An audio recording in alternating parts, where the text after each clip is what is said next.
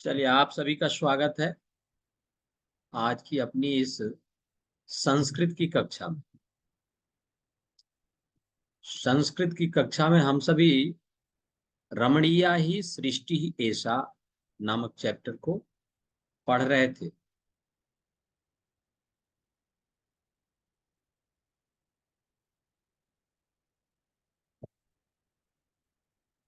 रमणीया ही सृष्टि ऐसा।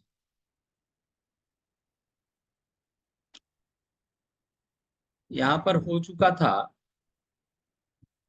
राजहंसी कहती है कि भर्तः काकात अन्यः को भवितुम अर्हत्।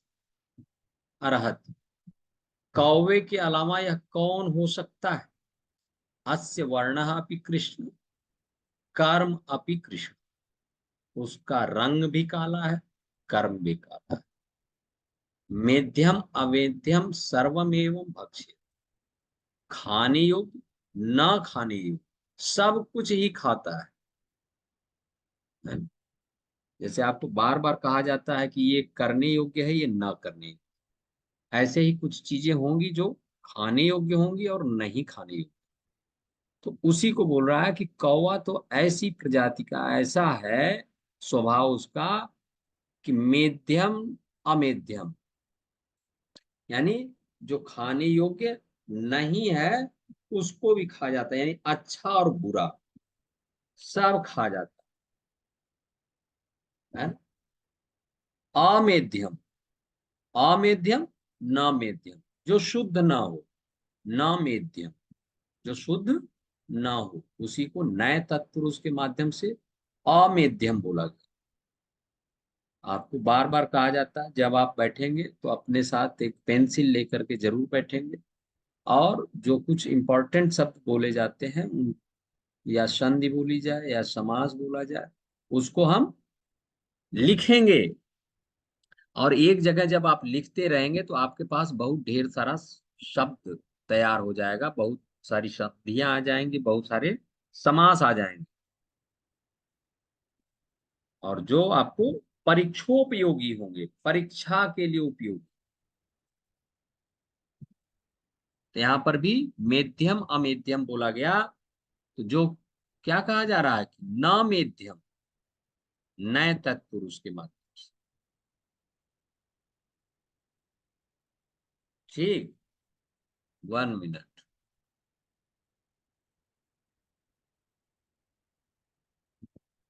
कुछ लिख।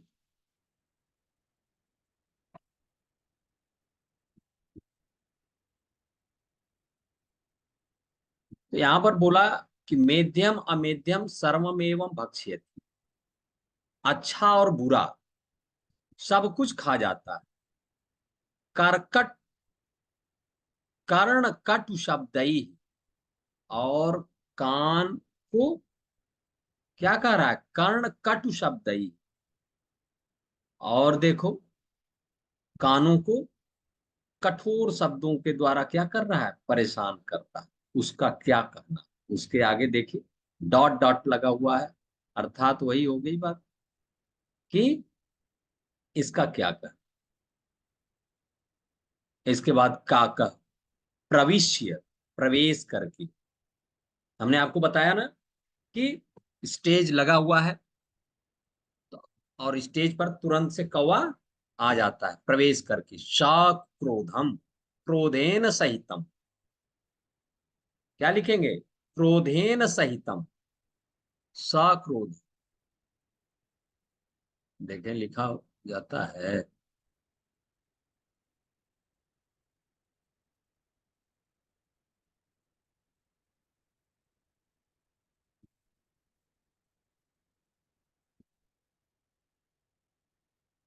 क्रोधेन सहितम,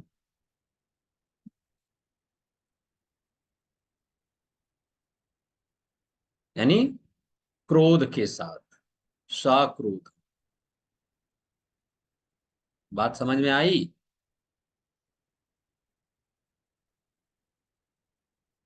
हम्म।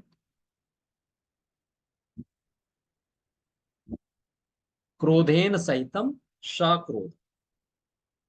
तो प्रवेश करते हैं कैसे? क्रोध के साथ, बिल्कुल क्रोध के साथ, है ना? या क्रोधेन सह भी बोल सकते हैं। ठीक है। आहा, किम उक्तवती भवती, आप क्या बोल रही हैं? यदि अहम कृष्ण वर्ण तर्हि श्री रामस्य वर्ण कीदृश। यदि मैं काला हूं तो भगवान श्री राम का रंग कैसा है? श्री वासुदेवस्य वर्ण कीदृश, भगवान श्री वासुदेव का अर्थात किसका? भगवान श्री कृष्ण का रंग कैसा है? मुग्धे अहम तु अतीव कर्तव्य परायण। हे,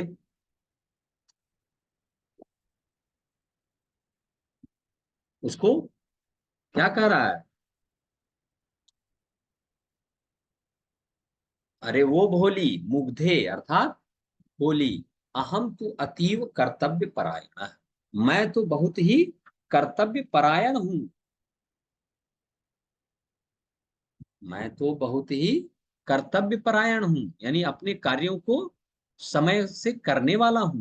प्रभाते का ध्वनिना सुप्तान प्रबोधयामि, कर्मसु च विनियोजयामि।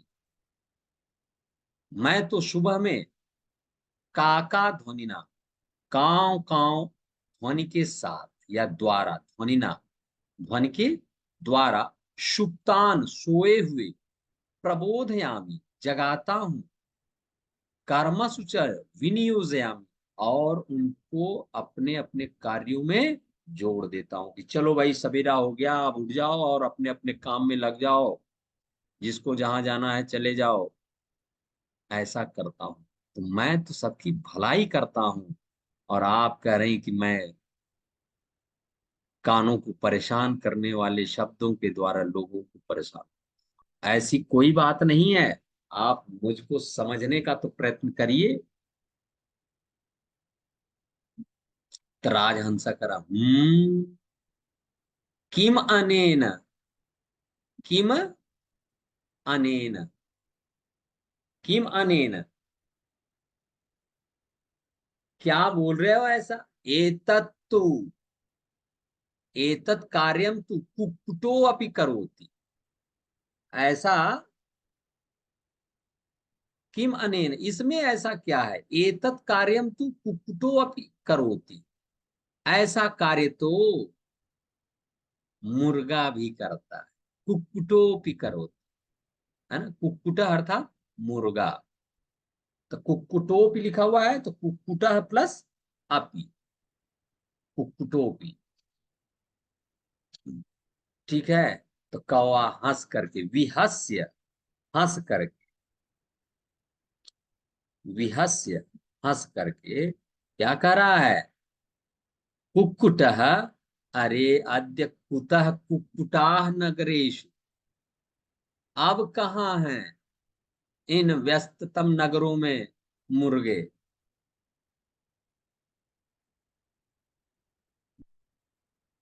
ए,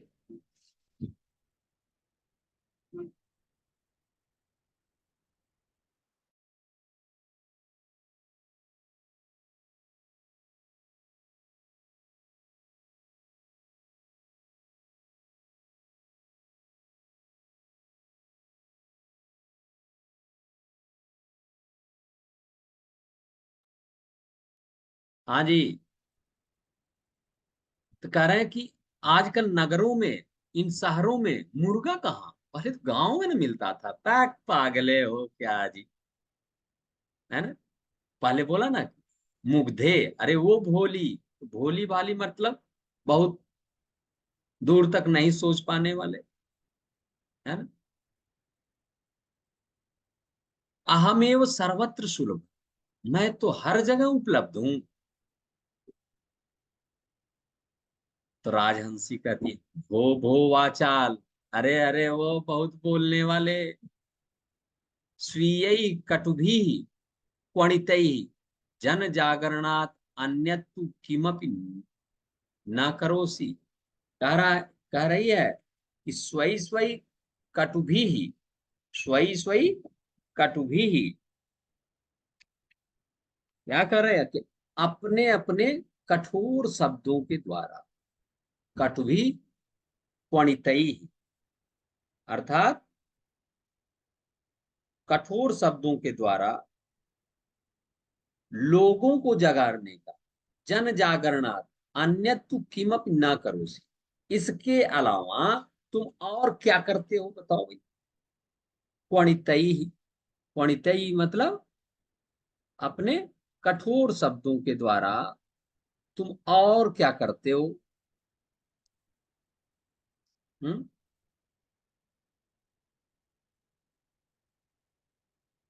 फिर क्या कहा, काका, अहो अज्ञानम भवत्या, हरे आपके अज्ञान को हम क्या कहें। अज्ञानम न ज्ञानम, आपका जो ज्ञान नहीं है उसके बारे में मैं क्या। अरे यस्य गृहस्य भित्तौ स्थित्वा आलपामी, यस्य गृहस्य भित्तौ, भित्तौ मतलब दीवारों पर, ठीक है, स्थित्वा स्थित होकर के, त्वा प्रत्यय से, जिसके, यस्य जिसके घर की दीवालों पर बैठ करके आलपामी बोलता हूं, जना प्रियस्य आगमन संकेत मत्वा हृष्यन्ति, लोग अपने प्रिय के, अर्थात उन अपने रिश्तेदारों के आगमन संकेतम मन मत्वा, आगमन के संकेत को मानकर, मत्वा है ना, मत्वा हृष्यन्ति, हर्षित होते अर्थात प्रसन्न हो। जिस घर की दीवार पर ना मैं जा करके बैठ करके बोल देता हूं, तो लोग सोचते हैं कि आज तो कोई अतिथि आएंगे, और ऐसा सोच करके वो लोग बहुत प्रसन्न होते हैं। क्यों होते हैं, पहले के समय में ना जब कोई रिश्तेदार आते थे, क्या बहुत बड़ी बात होती थी। और बहुत बड़ी बात क्या, उस समय सबके घरों में बहुत कम भोजन पकता था। अच्छे अच्छे पकवान आज की तरह से नहीं कि दो कदम चले बस मंचूरियन खा लिए, पिज्जा खा लिए, बर्गर खा लिए, ऐसा नहीं हो पाता था। जब वो लोग आते थे रिश्तेदार, तभी खूब अच्छे अच्छे पकवान बनते थे, तो उसी लिए लोग प्रसन्न हो जाते थे। और ये भी होता था कि पहले जैसा थोड़ी होता था कि नहीं बस तुरंत मोबाइल लगाया और बात कर लिया, हाँ अभी बस ये काम हो गया, ये काम हो गया, बस अब तो कुकर चढ़ा दिए हैं, हाँ 2 सीटी मारा है अभी। इतनी बातें भी नहीं होती थी। तो लोग सोचते थे कि आज कोई प्रिय आएंगे, अपने लोग आएंगे तो कुछ हाल चाल मिलेगा घर का। तो ऐसा भी होता था। तो इसलिए लोग क्या होते थे, प्रसन्न होते थे। किम बहुना अहम तु एतादृशम सत्य प्रिय यत मातरः शिशून कथयन्ति, अरे मैं क्या कहूं, किम बहुना, बहुत कुछ क्या कहूं, अहम तु एतादृशम सत्य प्रियम, मैं तो इतना सत्य प्रिय हूं, यतः यत मातरः शिशून कथयन्ति, कि माँ अपने बच्चों से कहती हैं, मातरः शिशून कथयन्ति, माँ अपने बच्चों से कहती हैं, अनृतम वदसी, अनृतम वदसी, अनृतम असत्य, नृतम अनृतम वदसी, झूठ बोलोगे, चेत काका दसेत, तो कौवा काटेगा, है ना। तो कोई गाना भी आया था ऐसा कि झूठ बोले कौवा काटे, काले कौवे से ना डरे, है ना, ऐसा भी कुछ आया था, पता नहीं आप लोग जानते होंगे। तो यहाँ पर बोला कि अनृतम वदसी, यदि आप असत्य बोलते हैं, झूठ बोलते हैं, चेत काकः दशेत, तो कौवा काट लेगा।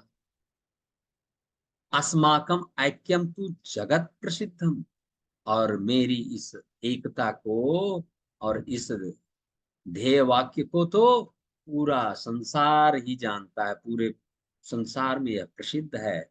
सर्वथा जागरूको अहम, सभी जगहों पर छात्राणाम कृते जागरूको अहम, जागरूक करने के लिए ही मैं, छात्राणाम कृते छात्रों के लिए, आदर्श एव, आदर्श है मेरा तो एक ऐसा वाक्य है, ऐसी लाइन है, ऐसा कथन है जिसको कि लोग सर्वत्र छात्रों को जागरूक करने के लिए आदर्श ही आदर्श के रूप में इसको मानते हैं। किम न श्रुतम, क्या आपने ऐसा कभी नहीं सुना? क्या नहीं सुना? काक चेष्टा बको ध्यान, हमने आप क्लास में भी कभी बताया था कि काक चेष्टा बको ध्यान। हम्म,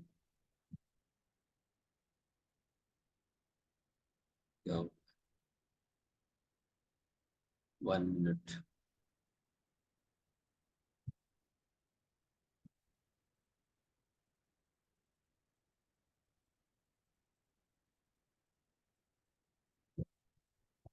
हाँ जी, तो मेरा वाक्य आप क्या नहीं सुने? काक चेष्टा बकत ध्यान। तो ऐसा एक श्लोक है जिसमें विद्यार्थियों के लिए वास्तव में वह क्या है, आदर्श वाक्य माना है। काक चेष्टा बको ध्यान, श्वान निद्रा तथैव च, अल्पहारी गृह त्याग, विद्यार्थी पंच लक्षणम। ऐसा वो श्लोक बिल्कुल प्रसिद्ध है। क्या है? काक चेष्टा बको ध्यान, श्वान निद्रा तथैव च, अल्पहारी गृह त्यागी, विद्यार्थी पंच लक्षण। तो काक चेष्टा, कौवे के समान चेष्टा होनी चाहिए, है ना, चाह होनी चाहिए। जैसे आपको आज बताया गया कि आप विद्यालय के बहुत सारे बच्चों ने बहुत अच्छा परसेंटेज प्राप्त किया है, चाहे वह 10 में हो या 12 में, तो उनके अंदर एक चाह थी कि हमको अच्छा परसेंटेज मिले। वो लोग उस तरह का परिश्रम करते रहे। तो इस और कौवा भी जो चाह लेता है उसको पाने के लिए दूर दूर तक क्या करता है, भ्रमण करता है, और इधर उधर देखते रहता है। बड़ा ही चंचल स्वभाव का होता है, बहुत आलसी नहीं रहता। ठीक है, थोड़ा सा भी आप हाथ उठाते हैं और उड़ करके भाग जाता है। तो काक चेष्टा बको ध्यान, बगुले के समान एकदम ध्यान लगाए हुए है, एक पैर पर क्या है, पानी में खड़ा है, और ध्यान लगाया हुआ है एकदम नीचे की तरफ। जैसे ही मछली नीचे आई, नहीं कि बस अपना चोंच पानी में डुबाता है और उसको पकड़ करके खा जाता है। तो उसका पूरा ध्यान कहाँ रहता है? मछली पकड़ने। तो बको ध्यान, बगुले के समान ध्यान होना चाहिए। ये नहीं कि इधर पढ़ाई हो रही है तो पढ़ाई को छोड़ करके कभी उधर टीवी की तरफ देख रहे हैं, तो कभी किचन की तरफ देख रहे हैं, स्कूल में है तो कभी ग्राउंड की तरफ देख रहे हैं, तो कभी रोड की तरफ देख रहे हैं। ऐसा नहीं, बिल्कुल अपने कार्य पर केंद्रित होना।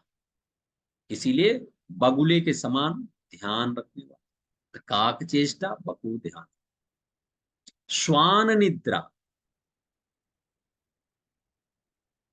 है ना, या अल्पहारी, काक चेष्टा बकु ध्यानम, अल्पहारी गृह त्यागी।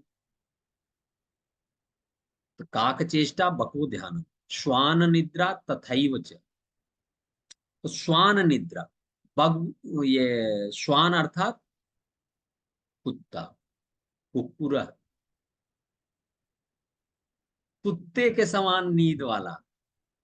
ये नहीं कि सो गए तो पूरा हिला हिला कर कोई सुबह जगा रहा कि अरे उठो आज नहीं जाओगे क्या, है? तो 5 बार आप इधर से उधर पलटी मारते हैं, रुकिए ना बस 5 मिनट, रुकिए ना 5 मिनट। ऐसा नहीं।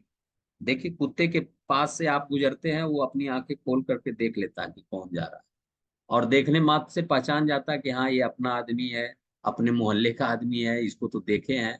और जिसको नहीं देखा रहता है तो तुरंत भाव भाव भौंकने लगता है।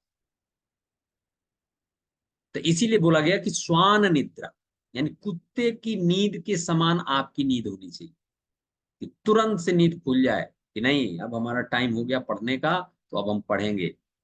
अपने सभी कार्यों को जब हम समय से करते रहेंगे तो हमारा कार्य क्या होगा, बिल्कुल शुद्ध और समय पर पूरा हो जाएगा, और उसका परिणाम भी हमको अच्छा मिलेगा। इसलिए श्वान निद्रा। अल्पाहारी गृह त्याग, थोड़ा खाने वाला होना चाहिए। ये नहीं कि यहाँ नाक के बराबर खा लिया और खाकर और जब यहां तक खा लेंगे ना तो नींद में या तुरंत लोरी सुनाने लगती, तब आप देर रात तक जग करके नहीं पढ़ पाइएगा, तुरंत से सो जाइए। इसीलिए कहा गया अल्पाहारी, अल्पाहार लेने, थोड़ा खाने वाला। गृह त्यागी, तो क्या करना चाहिए, घर छोड़ करके भाग जाना चाहिए? जी नहीं। पहले क्या होता था कि ज्वाइंट फैमिली थी, ज्वाइंट फैमिली की वजह से मेंबर बहुत ज्यादा रहते थे। मेंबर ज्यादा रहते थे तो आप अभी पढ़ने लगे तो किसी का भी, अंकल का बेटा, बुआ का, ये तो वो कोई ना कोई आपको डिस्टर्ब करने लगता था, या बुआ वहां से आवाज दे दी, अंकल आवाज दे दिए, तो आप बहुत डिस्टर्ब होते थे। तो पहले क्या होता था कि मेन घर के अलग एक दलान हुआ करता, तो दलान पर जाकर के या तो पढ़िए, या खेत खलिहान में जाकर के बैठ करके आराम से एकदम पढ़िए। इसी को बोला गृह त्याग। या तो प्राचीन काल में आप दूसरे सेंस में समझिए कि आश्रम में जाकर के, गुरुकुल में जाकर के गुरु जी के पास विद्या अध्ययन करते थे, तो उसी को बोला कि काकचेष्टा बकध्यानम श्वान निद्रा तथैव च अल्पहारी गृह त्यागी विद्यार्थी पंच लक्षणम। विद्यार्थी की ये 5 लक्षण है। तो आपके अंदर कितने लक्षण हैं इनमें से आप समझ लीजिए। अगर आपको भी अच्छे अंक लाने हैं तो आपको भी इस तरीके का बनना पड़ेगा। तो उसी को कौवा बोला कि मेरा तो यह ध्येय वाक्य बिल्कुल जगत प्रसिद्ध है जी, और छात्रों के लिए तो आदर्श ही आदर्श है। लोग उनको जगाने के लिए, लोग उनको मोटिवेट करने के लिए ये आदर्श वाक्य उपस्थित करते हैं। उसमें हमारी अनुसार चेष्टा होनी चाहिए, काक चेष्टा, कौवे के समान चेष्टा। तो आपने कभी नहीं सुना क्या? तो राजहंस कह रहा है विरम विरम, रुको रुको, बहुत बोल लिया। श्रूयताम, हम्म, श्रूयताम यत् जनैः सर्वदा गीयते तव विषय। सुनो, श्रूयताम यत् जनैः, जो कि लोगों के द्वारा सदैव गाया जाता है, तव विषय, तुम्हारे विषय में। काकस्य गात्रम यदि कांचनस्य माणिक्य रत्नम यदि चंचुदेशे एकैक पक्षे ग्रथितं मणीनां तथापि काको न तु राजहंसः। कह रहे हैं कि काकस्य गात्रम यदि कांचनस्य माणिक्य रत्नम यदि चंचुदेशे, है ना, यदि कौवे के गात्रम अर्थात शरीर को, यदि काकस्य गात्रम, यदि कौवे के शरीर को कांचनस्य, सोने का कर दिया जाए, यदि चंचुदेशे माणिक्य रत्नम, और पूरे चोंच में मणियों से गूंथ दिया जाए, और क्या हो, एकैक पक्षे ग्रथितम मणि नाम, एक एक पंख में उसके मणियों को गूंथ दिया जाए, और क्या कहे, चंचु देश से। तो चंचु देश में क्या करेंगे भाई, चंचु देश में क्या करेंगे, माणिक्य, मणि, एक प्रकार की क्या होती है, रत्न है ना, मणि एक प्रकार की रत्न को कहते हैं कि नहीं कहते हैं? हम्म,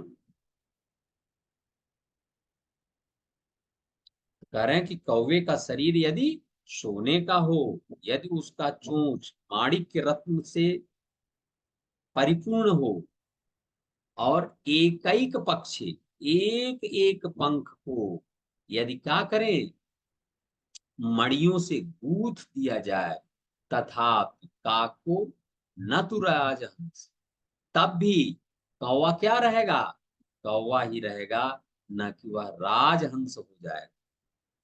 तो राजहंस अपनी प्रशंसा करते हुए भी बोल दिया और कौवे के लिए कमेंट भी बोल दिया है। ऐसा आप समझे कि नहीं समझे?